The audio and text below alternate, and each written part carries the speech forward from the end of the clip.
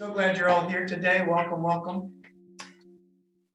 Let's begin just with a moment of quiet and centering and being aware of our awareness. That's what the spiritual life is all about. Being aware of our awareness, being conscious of our consciousness. That we have awareness, that we have consciousness. Awareness of what's within, what's in our immediate environment, sounds we hear, sensations on the bottoms of our feet, our legs and back on the chair, of our breathing, of our heartbeat, of the vast potential in this moment.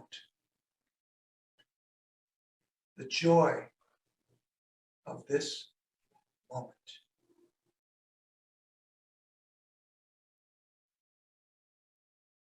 And we prayerfully ask for discernment on our framing question. What does God call us to do as church? Lord, speak to us. With big ideas, small ones, through our feelings, through our experiences, past and present. Speak to us. That the weight of this question may be understood and felt, and perhaps some directions discerned. Yes, it is March 6th. So we did a little conversation about who is Jesus, what did Jesus do, what did Jesus teach? And I went back this week into the PowerPoint and I made some notes based on what we talked about. By the way, that Black Jesus is from an internet show called Black Jesus, a comedy. This is what I got from our conversation last week.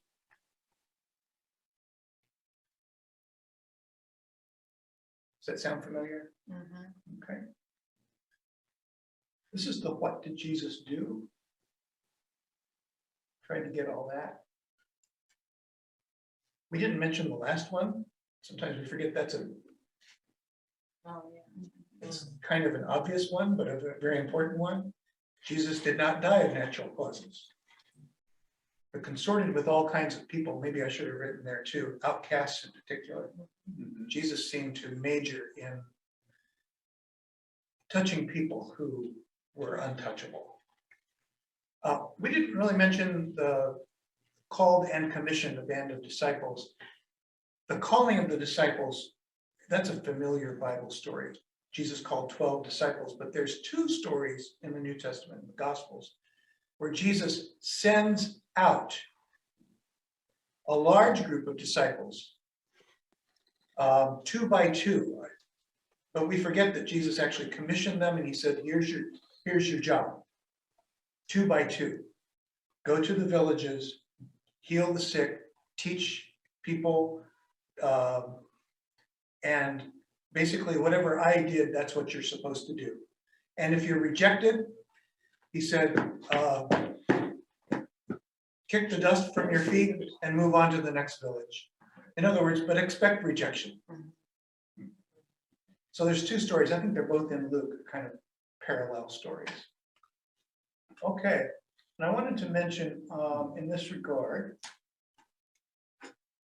that if you look carefully at the ministries of Jesus, you can think of them as in two kinds: ministries of charity and ministries of justice.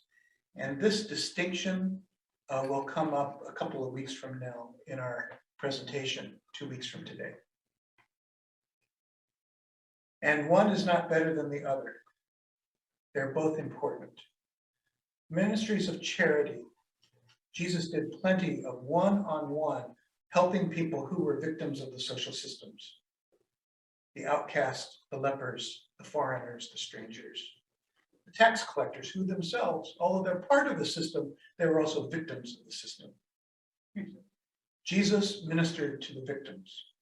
Right? And if the word victim may not work for you, the people on the receiving end.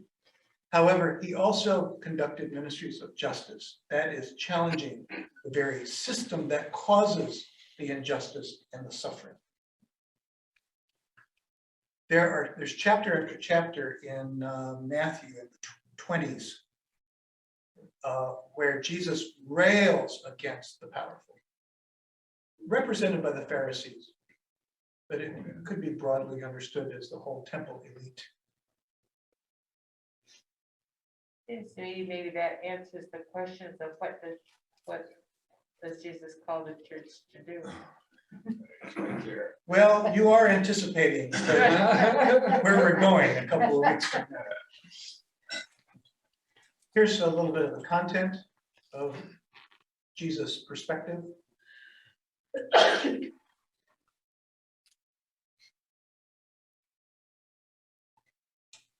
I love that verse from John 14. It says, you're not only going to do what I did, you're going to do works that are greater than mine. You're Jesus. Right? You're supposed to do things that are greater than you did. So I asked one of my 1 to 10 scale questions here, with 1 being nice to people and 10 being a complete transformation of the world. What was the scope of Jesus' project? Are you needled by that question? Good. Likewise, in terms of cost and risk, would you say Jesus was not a risk taker or an extreme, like adolescent risk taker? And I found this little meme. Moving on to other parts of the New Testament quickly, what was Paul's project? If you were to summarize the Apostle Paul, what he was all about. Well, and preach the gospel to the various cities and villages. And Jew, Gentile, or both? Yes. Yes. All the above. All the above. Paul's often summarized as apostle to the Gentiles. Paul wasn't averse to preaching to the Jews. The book of Acts seems to indicate there's a pattern that Paul and others would visit synagogues and be rejected, and then they'd go to the marketplace. And there were also Gentiles who were part of the synagogue. Yes, Gentiles, non-Jews who were part of the synagogue. They were generally called God-fearers. That is, Gentiles who did not want to subject themselves to circumcision and other aspects of the Jewish law, but were somehow attracted to the God of Israel, and they hung out in synagogues, went to services, kind of understood themselves somewhat to be converts, but they weren't willing to go under the knife. I like that thinking, a thinking man. Yeah, right? Paul said that was okay, right?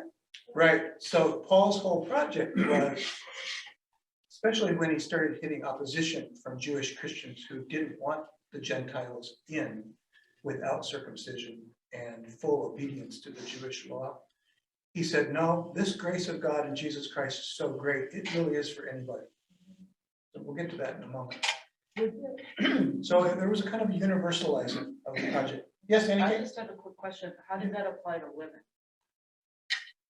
It applied to, we're dealing with a first century society, which So it did. sadly understood that women were part of their husbands' and fathers' households. So obviously circumcision doesn't directly apply, but Jewish dietary law does. And the assumption in the book of Acts is that when a household became Christian, they all became Christian. Children too. But it was a patriarchal society. Would that have been part of the reason why the group under James in Israel divided from what Paul was doing elsewhere? Right, that's a good question, Lois Eve. The book of Acts sometimes presents Peter as the one in opposition to Paul.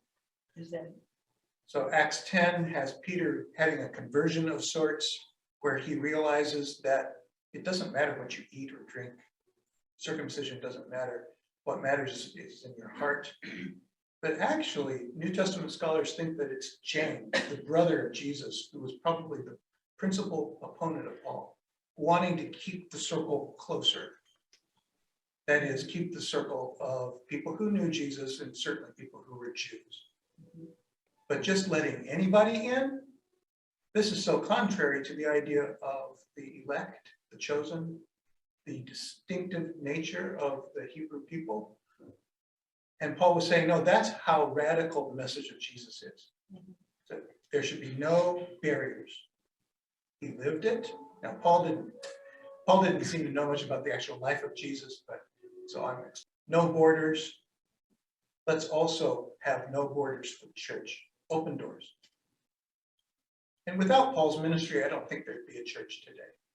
So for all of his enthusiasm and his brilliance, life wasn't smooth for Paul. What troubles did he encounter? There are two suggested there. Well, he was arrested by the Romans and put in prison. Yeah, imprisoned. The book of Philippians is written from prison, Shipwreck. shipwreck. His biggest problems were from within the church. He says, every place I went, in the book of Galatians, he says, every place I went, I was followed by what he called Judaizers. He means Christians, fellow Christians, who insisted that to be a part of this club, you gotta be Jewish. And if you're a Gentile, that's fine, come in, but this Christianity then becomes suddenly less appealing. And Paul said, no, this is unrealistic. We'll get a little bit more into that in a moment. What's the theme of the New Testament? Well, it's Jesus, of course. However, if there's a sub-theme of the New Testament, it's really the church. But it's only the book of Matthew that actually uses the word church. But the fact that it does use the word church tells you that by the time Matthew was written, no later than 90, the concept of church, a distinct body of people who belong to Jesus, did exist. They were thinking of the church in that way. What is the church? But the response of Jesus' followers to God's self-revelation in Jesus. If you want a broad definition. The book of Acts is historically questionable. However, it tells the story that would have been told at the time and soon after the time of the events of a brave, bold church that confronted the authorities. The story of Peter and John defying the rule of the Sanhedrin and basically going and confronting the Sanhedrin, the Jewish council, at their own peril.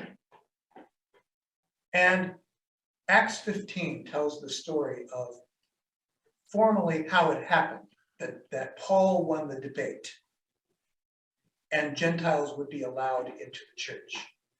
An agreement was reached. The agreement was Gentiles can join the church without circumcision and without following dietary laws, Jewish dietary laws. However, they must abstain from immorality, whatever that means, and they cannot eat meat that has been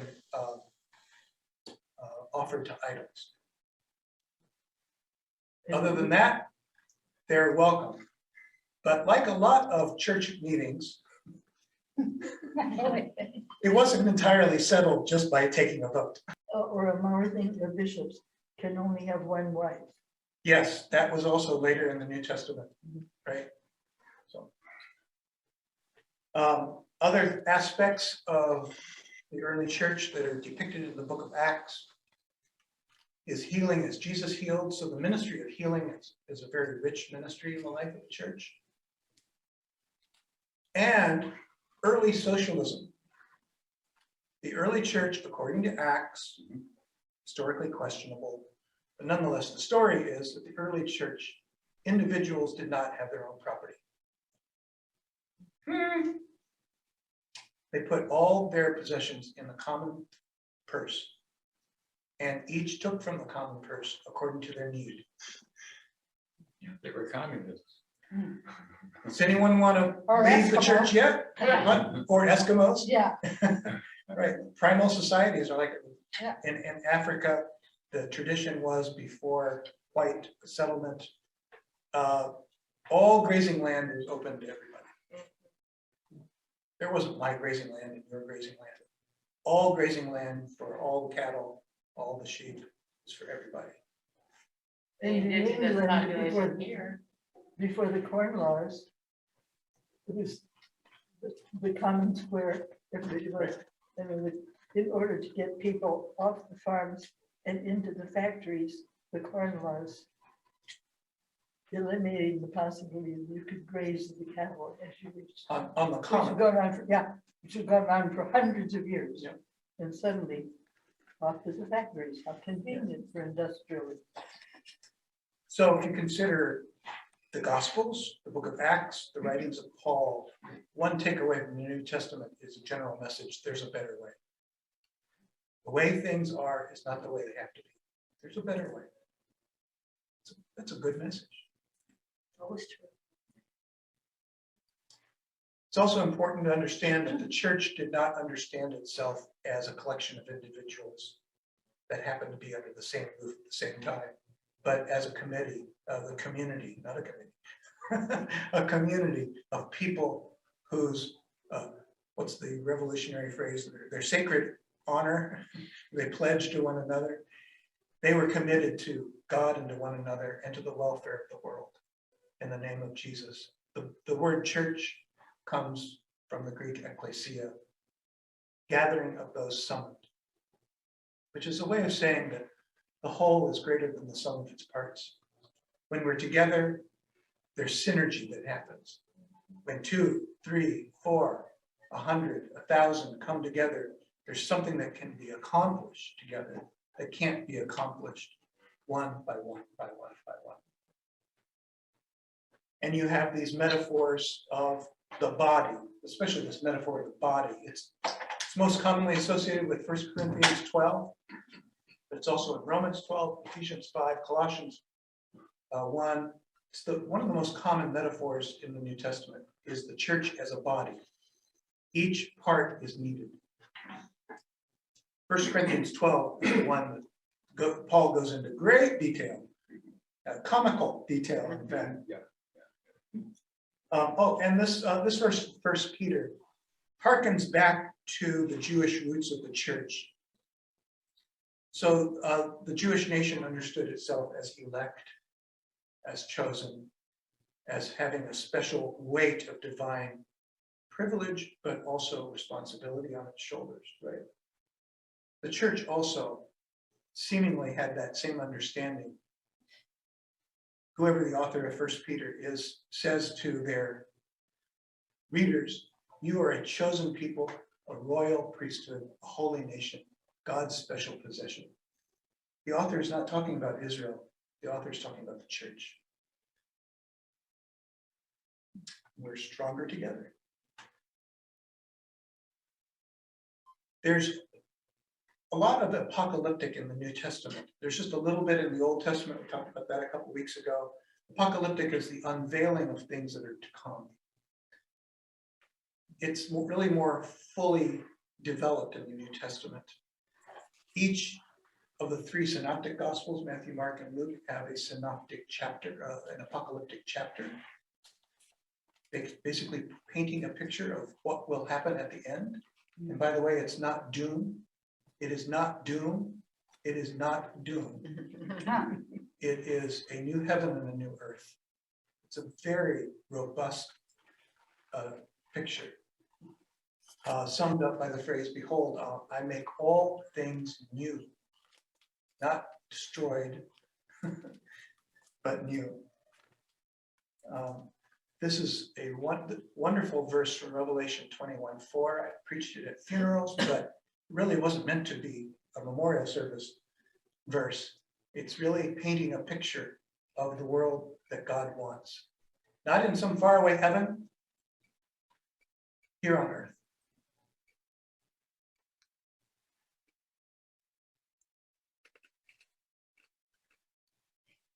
Now that's a vision. Now, this vision was given to a church that was under the gun of Roman oppression. The whole book of Revelation needs to be understood in that context. But if we look at the world that we live in, you can say that we've got plenty of oppressive factors at work that make things look dreary from time to time, right? So it was into a world like that that John, the author of Revelation, penned these words. This is a vision that still works today. No more pain. This will preach, as we preachers say. based on all that, does this shine a light for you on the question, if not a response to the question?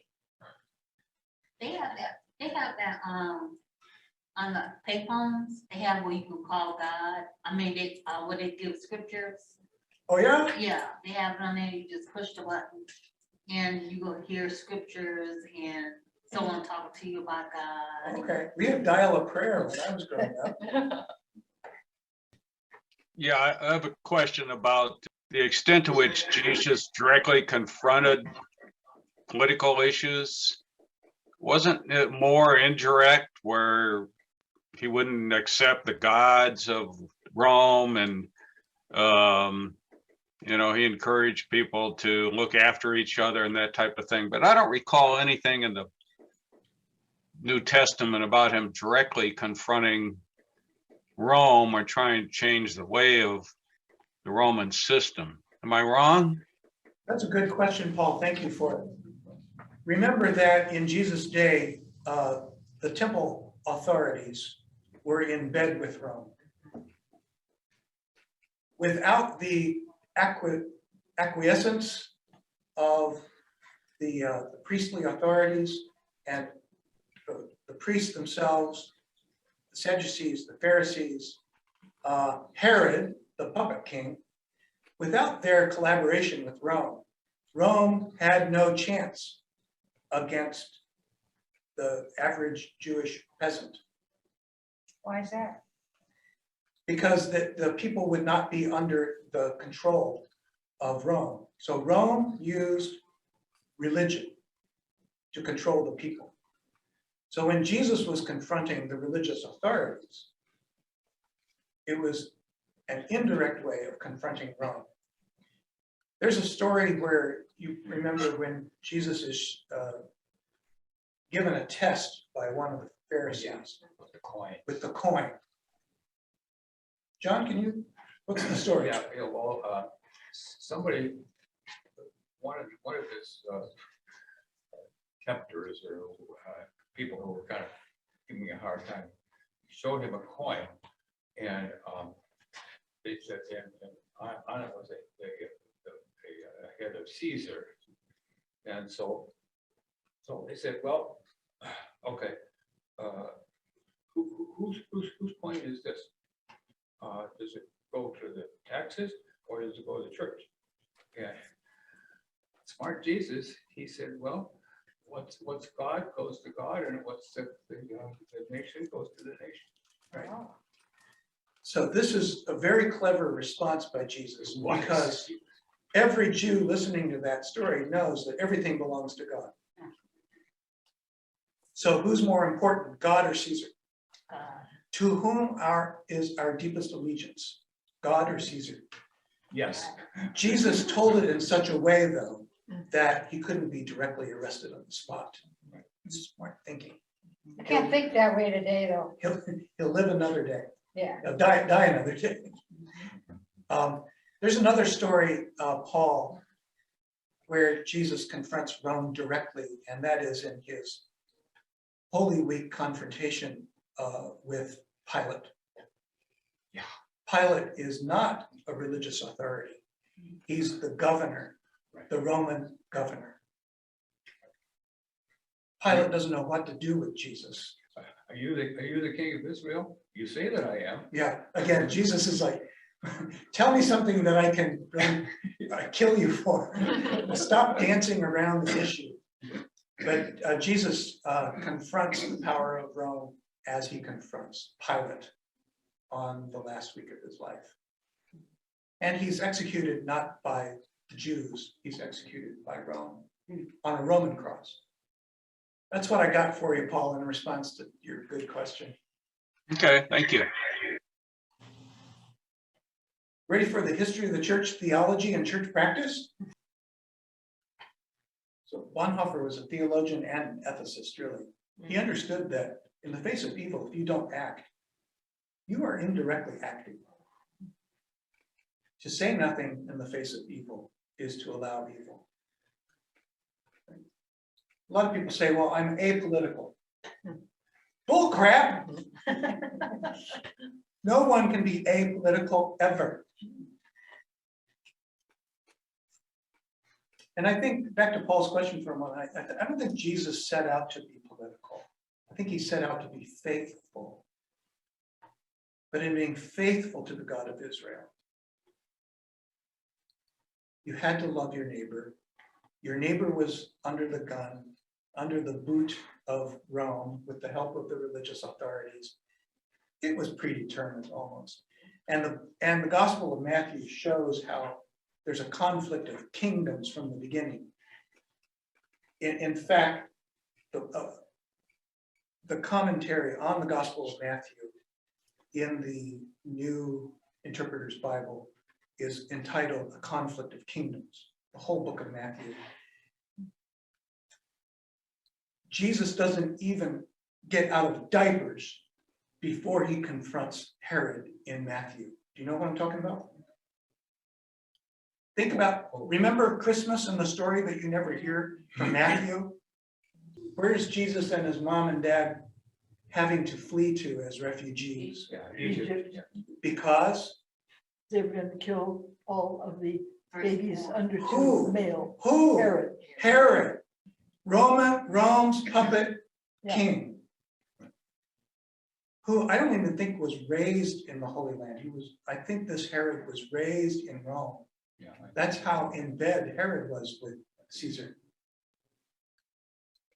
And the Gospel of Matthew begins with this conflict. Whose side are you on? Herod and all that he represents, taking care of his elite group there and supporting Rome through taxation.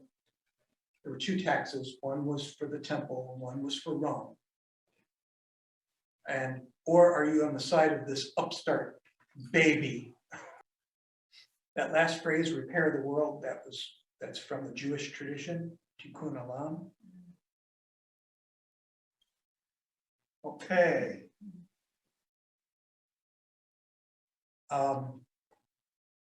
Church historians put a line in the sand in 312 CE or AD, and that is when Constantine, emperor of Rome, is converted. Before that, the church is marginal, both within the Jewish movement and it's marginal within the Roman world.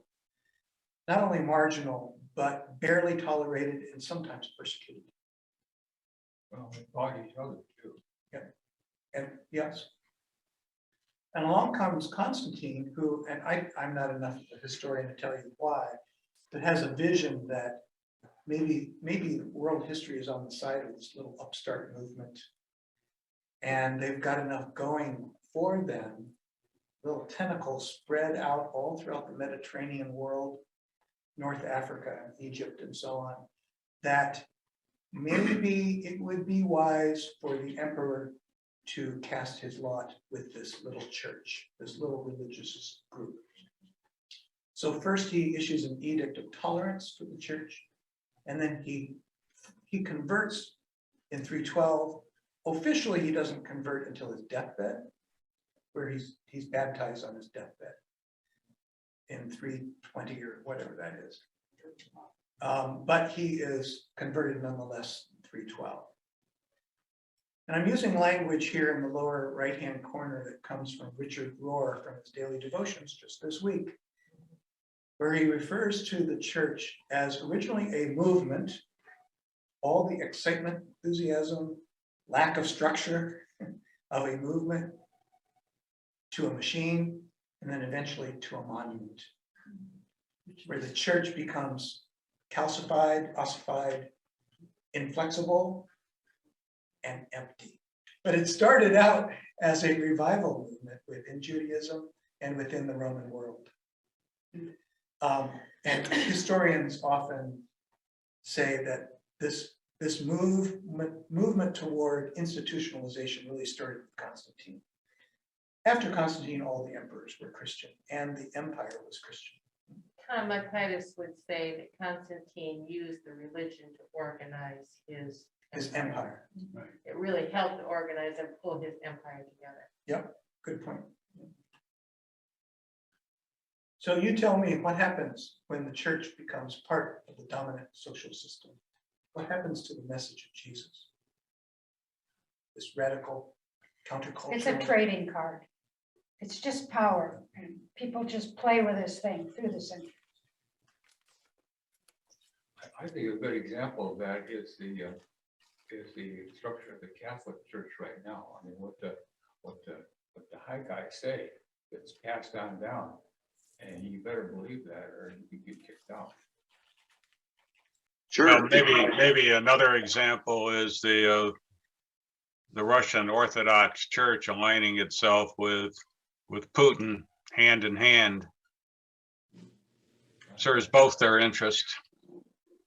Yeah, yeah. I've heard that Putin really believes his own rhetoric about all this.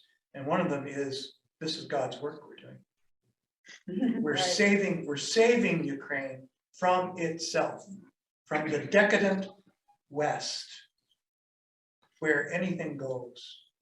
But the one thing about the people in Ukraine, they're displacing themselves. They left all their homes. Yeah. And they left all their belongings. Some of the children were saying they left their toys. And before it started, they just started evacuating their house. Mhm. You know, and I thought that was kind of strange, you know, that they gave up everything and they became homeless. So- And So Putin wouldn't be the first Christian to use Christianity He was rationalizing it. to take away people's basic human rights. How long has it been after Lenin, etc., that the church for some time was empty in Russia and Right. then filled in? How long a period was that? Yeah, that's a good question. I think it was soon after the fall of the Soviet Union that Russian leaders started aligning their own interests with the Orthodox Church After and vice versa. Gorbachev, And as Carol was saying, this is mutually reinforcing, right? It's good for the church to be in bed with the state. It's good for the state to have this spiritual support of the church. It's a way for the state to say, look at us. We've got morality on our side. Tell them, Bishop, tell that them. was Jesus really came to hard. undermine and subvert all that, right? Because he was doing one of these to the temple elite, Yeah. right? There was a good example of that recently. There's a small town in Italy where there are lots of different people, different groups of people. There are Ukrainians and Italians and Russians and so on and so forth. And the member of the Orthodox Church stood up and said, the Russians are doing the right thing. This is So- recently, right now, And right now. Right now.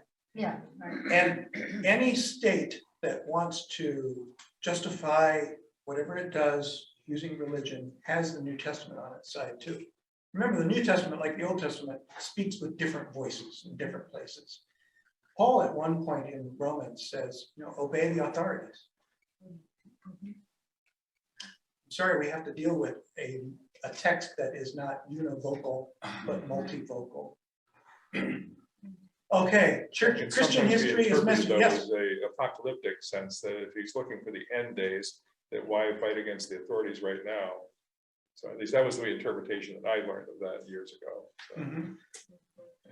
Yes, that's probably, Paul had that in mind.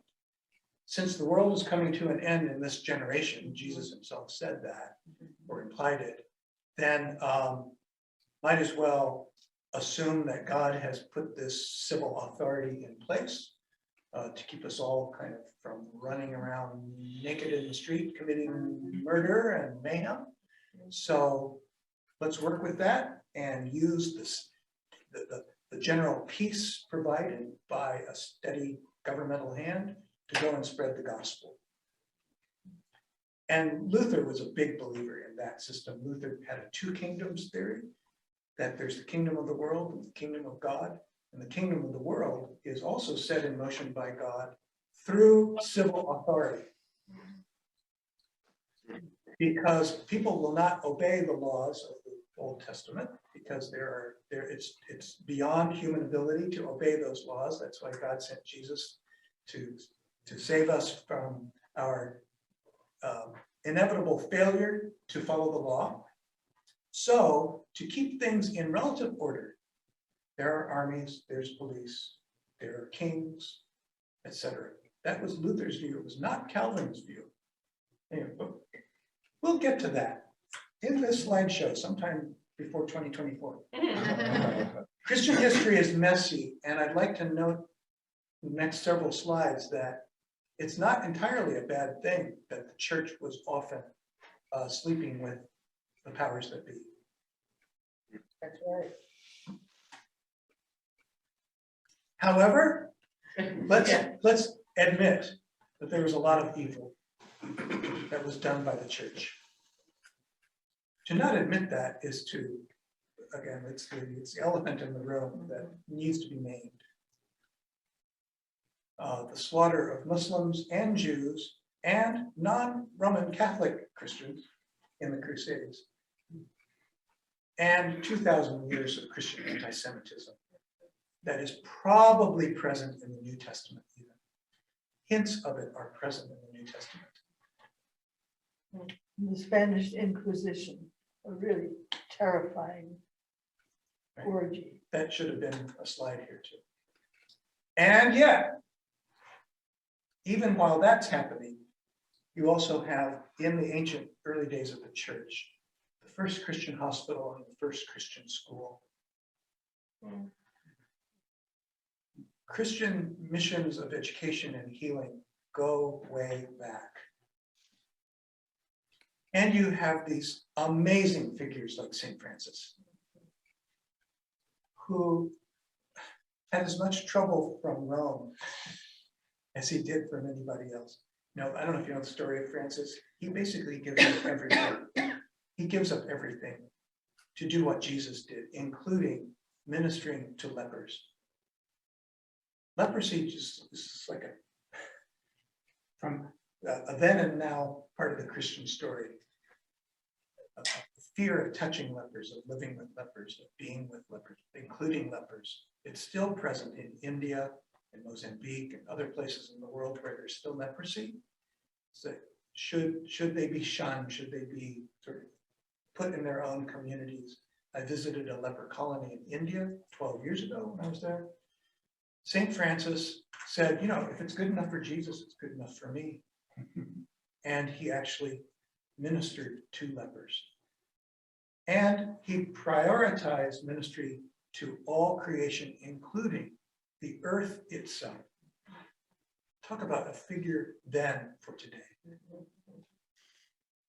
This is from the University of San Diego's explanation to would-be students. I assume it's a Franciscan school. And USD quotes Pope Francis, who I think is the first pope to take the name of Francis. Because Francis has always been an outlier in the established church. So when Pope Francis took the name Francis, he was saying, I'm going to bring this figure who's been on the edges of the church because of his anti-establishment, pro-poor, pro-mercy stance. I'm going to bring him in because maybe this is a time where this message of mercy is needed more than ever. So this is a unique pope taking a unique name of a unique figure. The last thing we did, we saw the movie The Sultan and the Saint. It tells the true story of how Francis, against the advice of his bishop and the Pope, met the Sultan of Egypt on the battlefield of Egypt and tried to make peace to end the Crusades, and was himself curious enough about Islam that he wanted to learn from the Sultan the basic information about Islam. And the Sultan wanted to learn basic information about Christianity. It was on the field of battle they sought to end the war and promote multi-faith understanding. In 1219, Actually happened. it actually happened. There's a movie. So the movie is The Sultan and the Saint. So here's this mixed bag kind of picture I'm trying to paint. On the one hand this, on the other hand that. Okay, back to the other hand. I've learned this phrase in the last few years, the doctrine of discovery. It's a formal papal decree in 1493. Does that year ring a bell? Year after 1492. That's right. This was the great age of Christian discovery of lands and people that were there all along. They didn't need to be discovered. But it was a formal document from Rome saying that if you find a land and plant your flag there, the flag of your sovereign, then it is now Christian land. And should there be a few people scattered around there, you can do whatever you need to do with them to get them to believe, including murder them.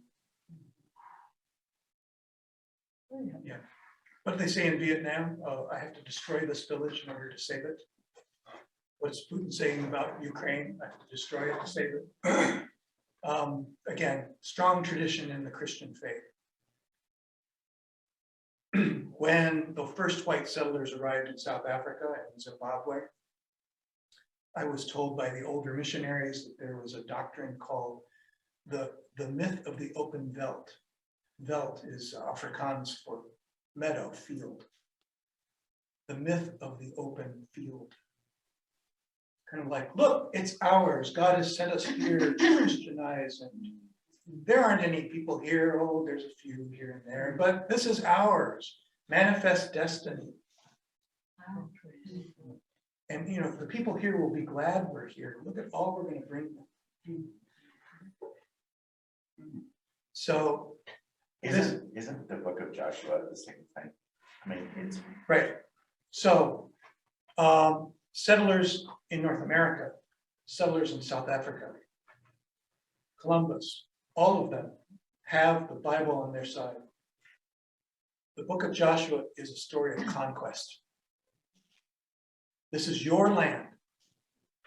You Hebrews, my people, this is your land.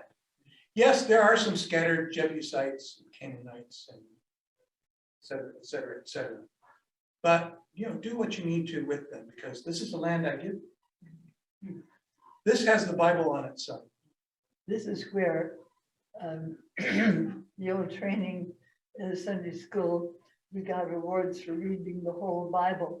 So we absorbed all the horrible things done with the Canaanites when Joshua and his followers and tribes after that.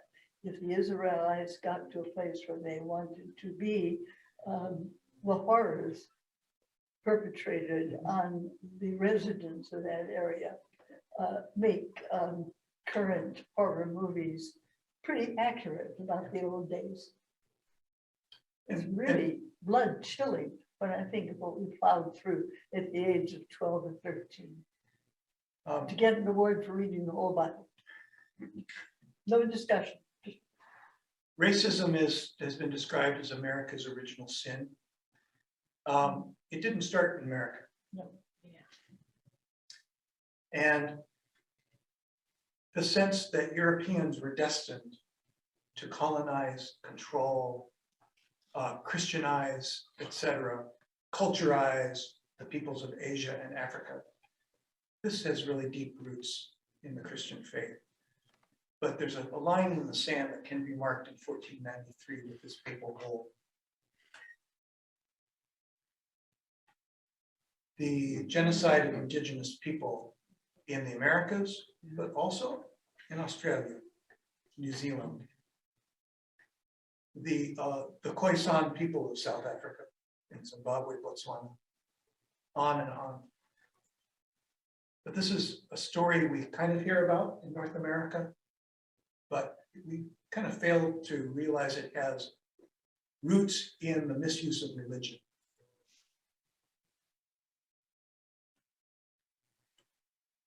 On the other hand, Martin Luther. Martin Luther, who paints a very positive view of why we should be generous and kind and loving to our neighbor. It's not to earn God's grace, but in response to God's grace in Jesus Christ. I find this a really robust theological basis for ethical living and for the mission of the church. We're not trying to prove anything to God. All that God has proven to us through creation, through the gift of Jesus, requires a response. Requires, not just invites, but demands a response, responsive love.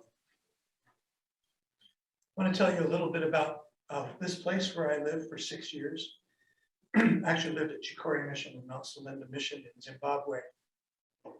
Here's where on the one hand this and the one hand this come together, so that it becomes a very complicated picture. You can't say that it's one side or the other is completely good or bad. So from 1893, when the first missionaries arrived at Mount Selinda, which is today on the eastern border of Zimbabwe, the border with Mozambique, they immediately set up, in addition to a church, they set up a school, an orphanage, agricultural projects, and a hospital. So this is the church, Mount Selinda. This is the Daisy Dube Orphanage. Daisy is the aunt of Jairus, and Daisy was still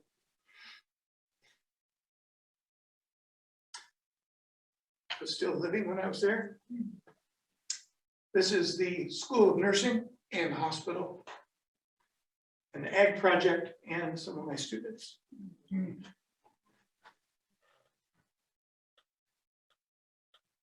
All throughout Africa, you find these mission stations that were set up by Australian, Canadian, American, German, Dutch, Swedish, yes, missionaries. Yeah.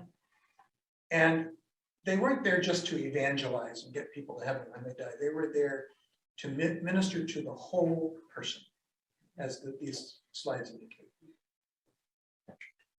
However, they wouldn't have been there without that fellow Cecil Rhodes, who was so convinced that God's hand was upon him to go into the open veldt and create the kingdom of God in southern Africa, that when he got to that little country there, he named it after himself.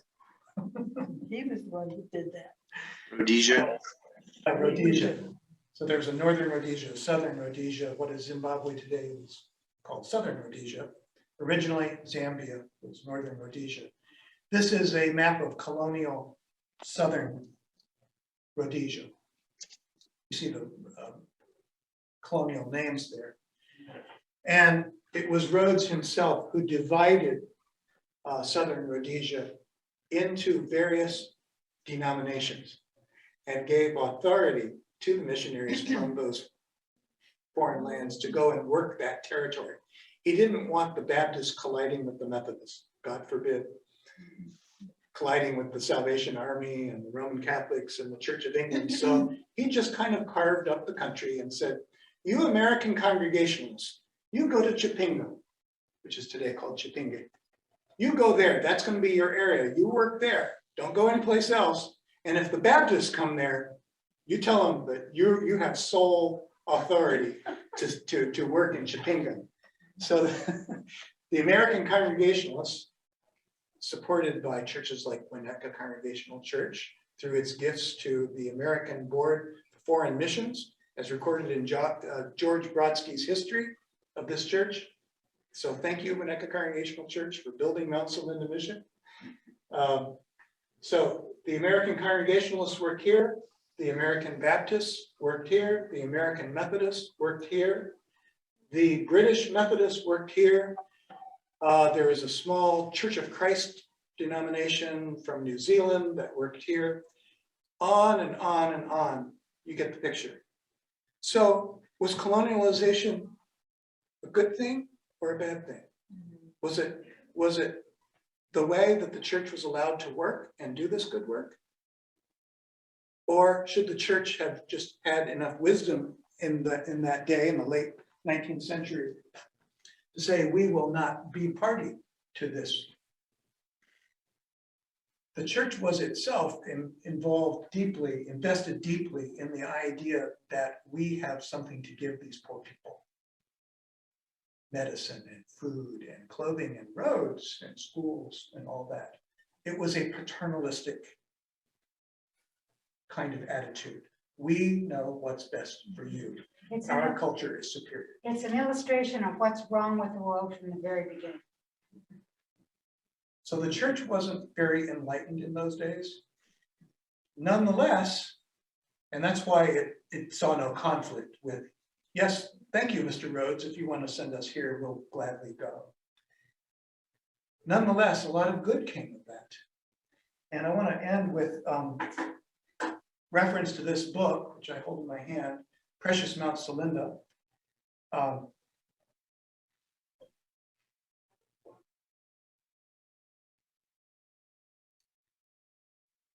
This is Kate Skuta.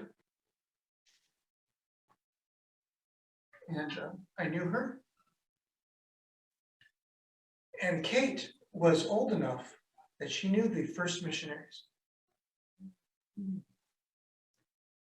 And she had nothing but gratitude for what they did. And this book details the work. This was her memoir written at the end of her life.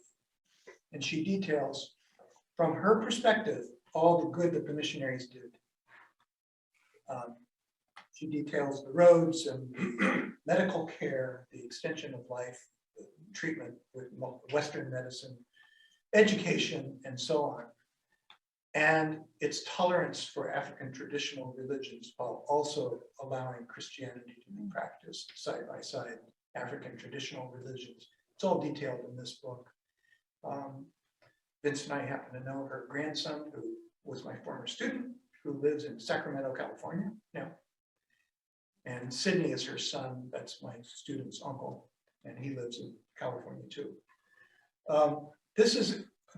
I'm painting a picture of a mixed bag here of blessings and curses that Christian mission has left in its wake. Just a minute or so for comments from you. We'll finish this series next week. I just wanted to mention too, when I was in India 12 years ago, every place I went, people said, you know, what's your religion? What do you do? And so on. They say, well, I'm a Christian, I'm a pastor. Oh, I don't know anything about your religion, but your schools are awesome. There's such a respect in India for Christian schools, Protestant and Catholic. And so I think it's true wherever you go, where the missionaries were, they left a heritage of hospitals and schools. Yeah, Joe? I wonder if part of that division of that you showed in that previous map was sort of brushed away as technology developed. At that time, there was no, radio, people be going back and forth, and even the transportation, there weren't airplanes or anything. So it probably made some sense to divide up the area at that Yeah. time, because people couldn't just fly around And this was before the mines and the farms and factories were developed in Zimbabwe. So Rhodes had the idea that, yes, you missionaries, you'll go and work with these people here and these people here, not thinking that the people here, the men here, would be working way over by Victoria Falls in the tourist industry in 50, 60 years, or working in Harare, Salisbury, the capital, in factories, or working on a sugarcane farm in Chirezi. And so today, the United Church of Christ in Zimbabwe, the denomination that I belong to and work for there, we have churches all over the country, but we still speak the local language in Chipinge in those churches all around. So our church in Harare speaks Chindao, which is only really spoken in Chipinge. In other words, you're right, John, the population started to disperse, and communication, transportation, and so on became more complicated. But Rhodes is dead, Zimbabwe's independent now. And the Catholics are allowed into Chipinge. And so it's a much different situation than it was when Rhodes had this original vision. It was 1928 before Catholics were allowed in Sweden. Think about that. Right?